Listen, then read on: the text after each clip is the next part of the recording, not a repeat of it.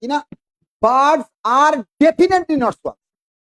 সামনে বার্ডস এর আগে অল বা সাম কিছু নেই, তার মানে no bird is swan, no bird is swan. এটাকে আমরা ডিরাইভ করি কি হবে, নো বার্ড ইজ সোয়ান। আর বলা আছে অল সোয়ানস আর ডাক। 1 সেকেন্ড আমরা অপশন গুলো দেখতে থাকবো। প্রথম অপশন কি বলা আছে, সাম সোয়ানস আর ডাক, সাম সোয়ানস আর ডাক। আচ্ছা অল থেকে সাম সোয়ানস আর ডাক থেকে অলটা কোশ্চেন মার্ক হয়ে যাবে, সাম থেকে অল কোশ্চেন মার্ক, সাম স্টেটমেন্ট থেকে।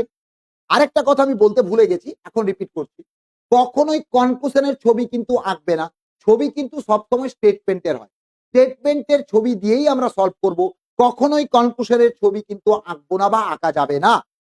ছবি কার হবে, ডায়াগ্রাম কার হবে, হেড ডায়াগ্রাম কার হবে না স্টেটমেন্টের। তাহলে সেক্ষেত্রে দেখো আমাকে বলা হচ্ছে সাম সোয়ানস আর ডাক, সাম থেকে অলটা কি হয়ে যাবে কোশ্চেন মার্ক, তাই ফার্স্ট অপশন আমি বাদ দিতে পারি। পরে কি বলা আছে, অল ডাকস আর পিকক, অল ডাকস আর পিকক, অল ডাকস আর পিকক, ভালো কথা। অল পিকক্স আর সোয়ানস।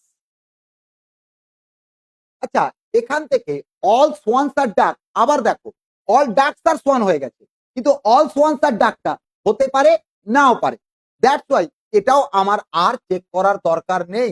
তাহলে আমরা 2 নম্বরটাকেও বাদ দিলাম। এইবারে চলে আসবো 3 নম্বরে। 3 নম্বরে যদি আসি সেখানে কি পাবো দেখো, 3 নম্বরে বলা আছে অল সোয়ানস আর পিকক, অল সোয়ানস আর পিকক, অল সোয়ানস আর পিকক, অল পিকক আর ডাক। দেখো এইখান থেকে অল সোয়ানস আর ডাক হয়ে গেছে, কিন্তু অল সোয়ানস আর ডাক কিন্তু পেয়ে গেলাম। 2 নম্বর কনক্লুশনটা এখান থেকে ডেফিনেটলি আমরা বলতে পারবো।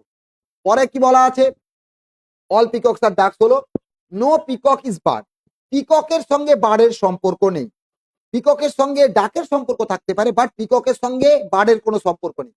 আচ্ছা এইবারে দেখো সোয়ান কোথায় আছে, পিককের মধ্যে, তাহলে অটোমেটিক্যালি সোয়ান আর বার্ডের মধ্যে একটা নেগেটিভ ডেফিনেট সম্পর্ক আসবে, মানে নো সোয়ান ইজ বার্ড বা নো বার্ড ইজ সোয়ান। তার মানে বার্ডস আর ডেফিনেটলি নট সোয়ান, মানে নো বার্ড ইজ সোয়ান, এখান থেকেও ঠিক। তাহলে আমরা উত্তর পেয়ে গেলাম কি, উত্তর পেয়ে গেলাম 3 নম্বরটা। তার মানে আর আমার 4 আর 5 দেখার দরকার নেই, সময় বেঁচে গেল। উত্তর হবে অনলি স্টেটমেন্ট 3, অনলি স্টেটমেন্ট 3। আশা করি বুঝতে পারছো। আবার বলছি, রিপিট করছি, অসুবিধা থাকলে তোমরা কমেন্ট বক্সে জানিও, রিপ্লাই দেব, প্রয়োজনে তার রেকটিফিকেশনের ক্লাস বা বুঝিয়ে দেওয়ার জন্য আবার